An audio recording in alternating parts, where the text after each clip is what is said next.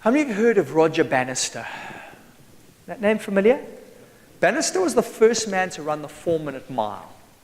Now, prior to running the 4-minute mile, people actually thought it was impossible, that the body physiologically couldn't run a 4-minute mile.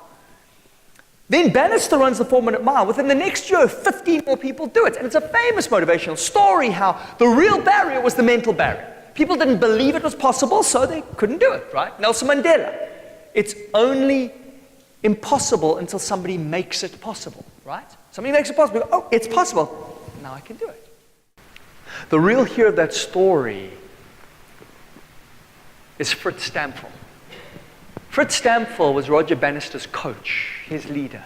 And on the day that Bannister runs the 4-minute mile, Fritz Temple says to Roger Bannister, you can do a 3:57 mile. Bannister said for the first time in his life, he believed it was possible. Indeed, that day he did it. Later in life, he said he doesn't believe he ever would have done a 4-minute mile had he not heard his coach say those words, you can do it. I believe one of the most important things we need to do for our kids, for our team, for our colleagues, is say, you can do this. You can do it.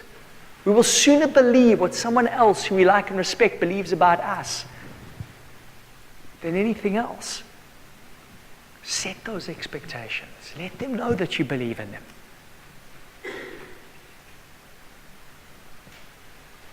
One of the most fascinating studies, Professor Rosenthal, it's in the late 1960s at Stanford, they took a group of students and they told the teacher, all these students, by the way, had average IQ, but they told the teacher there were certain individuals who were near geniuses, extremely gifted. That's all. So the only difference, they were all average, but the only difference was the teacher believed that certain of these individuals were highly gifted. Guess what happened? At the end of the year, the average, where the teacher believed the kids were average, were still average. Where the teacher believed these certain individuals were highly gifted, their IQ had increased 4 points. It's unheard of. IQ is not supposed to change. It's not supposed to change that much in a year. 4 points. And the same syllabus, same school, same class size. One difference. The teacher's belief. What do you believe about your kids? What do you believe about your team? How is that belief influencing what you're getting out of them? Do you know that this research has been replicated in the corporate world? The group of salespeople reported in the Harvard Business Review. Same thing. Sales managers told, there was a new sales team. Sales managers told these particular individuals were superstars in their last position. Actually, they were all average.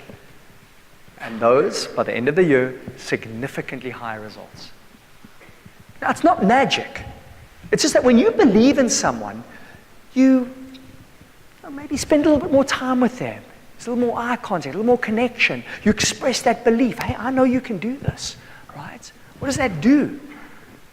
They want to go out there and prove you right.